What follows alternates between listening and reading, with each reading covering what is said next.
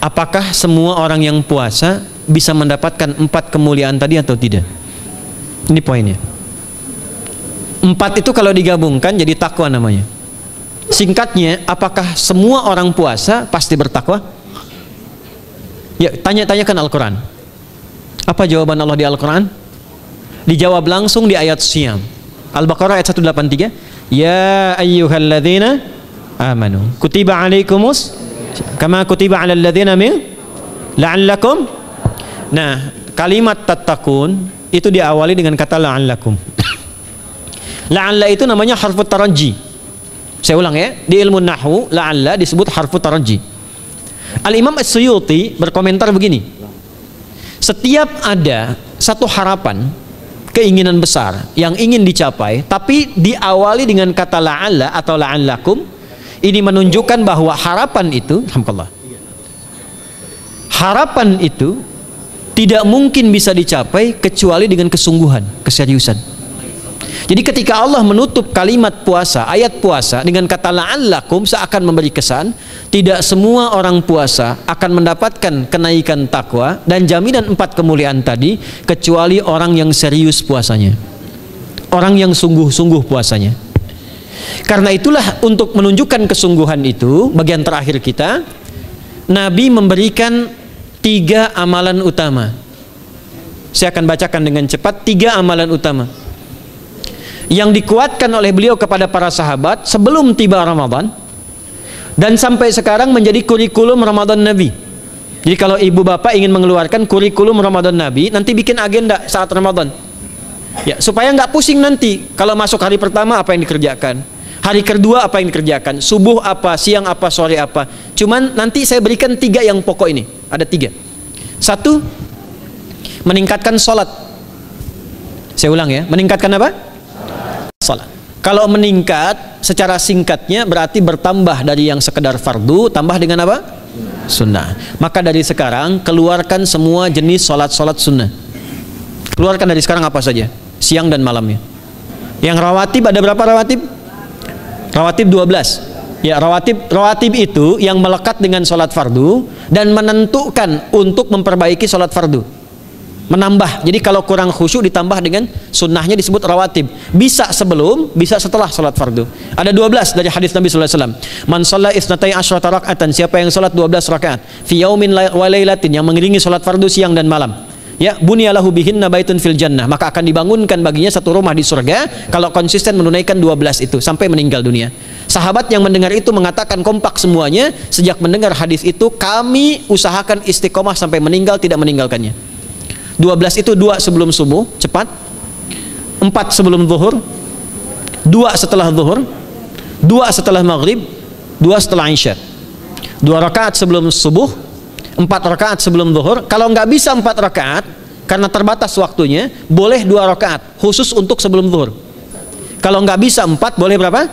2. Dalilnya hadis Ibnu Umar radhiyallahu taala anhuma. Kata beliau, hafidtu asyra rakaatin, saya hafal 10 rakaat dari Nabi sallallahu alaihi wasallam salat sunnah. Maka menyebutkan sebelum zuhur 2 rakaat. Baik, jadi 12 ya. 2 sebelum subuh, 4 sebelum zuhur, 2 setelah zuhur, 2 setelah maghrib, 2 setelah isya. Ini yang disebut dengan rawatib. Jamak dari kata ratib. Di luar ini mutlak. Mutlak ini ada yang berdampingan dengan salat fardu, ada yang terpisah. Contoh yang berdampingan, 4 rakaat sebelum asar. 4 rakaat ini bukan disebut rawatib, tapi salat mutlak. Cuma waktunya berdampingan dengan salat fardu. Jadi dia nggak memengaruhi salat fardu, cuma punya keutamaan sendiri.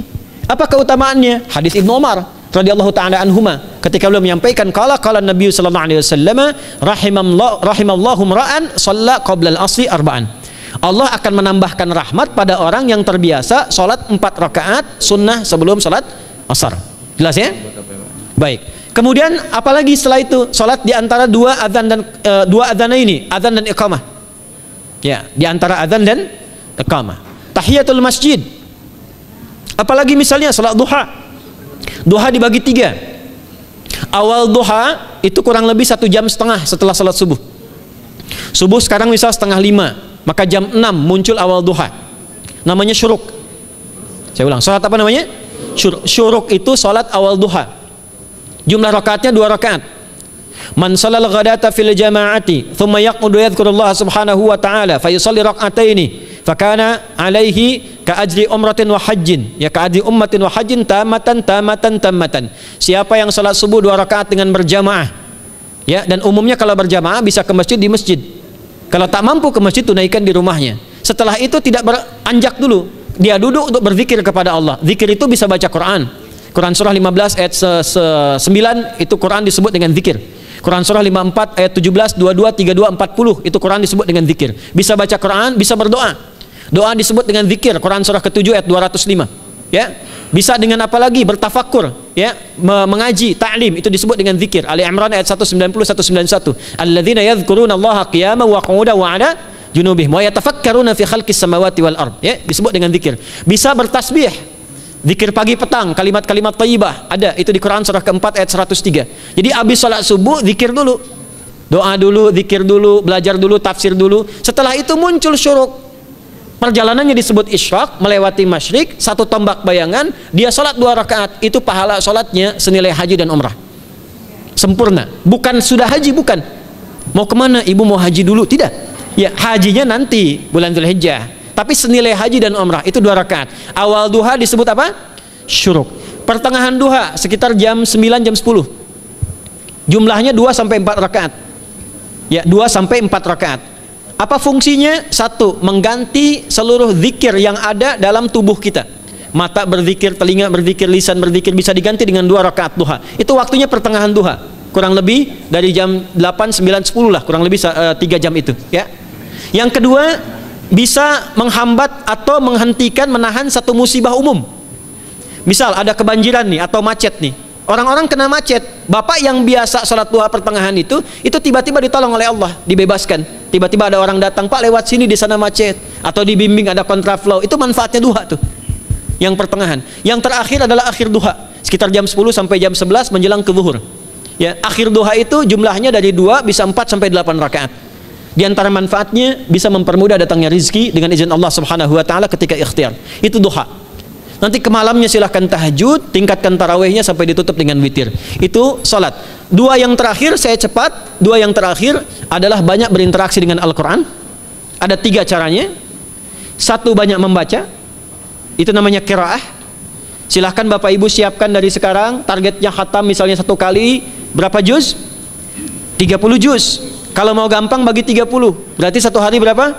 1 juz. Paling gampang lagi, supaya nggak capek ngajinya, supaya nggak capek, bagi 1 juz 5 waktu salat. Contoh, juz pertama itu Al-Baqarah plus Al-Fatihah. Al-Fatihah saya nggak hitung lah karena sudah hafal, ya. Al-Baqarah itu 141 ayat, juz pertama.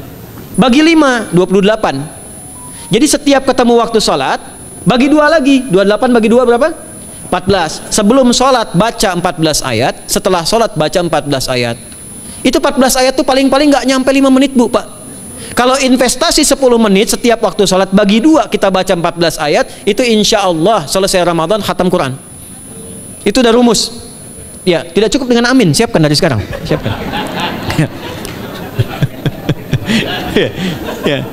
Kemudian mengkaji, kajian, tilawah. Itu tilawah itu di hadis Muslim pahalanya banyak. Ya, majtama'a qaumun fi baitin min buyutillahi. Ya, kita ngajinya Quran hadis ya, biar ya, apa lebih kuat dalilnya. Majtama'a qaumun fi baitin min buyutillahi yatluna kitaballahi wa yatadarasuna fi ma bainahum. Ya, siapa yang bisa tilawah Quran, ngaji, tafsir, keluarkan misalnya untuk Ramadan 10 hari saya pengen tahu Al-Fatihah. Itu ketika dilakukan punya 4 keutamaan. 1, ghasyiyatuhum rahmah. Selama ngaji rahmat Allah dibentangkan. Kalau pengen doa cepat dikabulkan, kalau istighfar diampuni. Yang kedua, awas, ini nazalat alaihi musakinah, diberikan ketenangan dalam jiwa. Bapak ibu pengen di rumah tangga nyari sakinah, isi dengan Quran di rumah.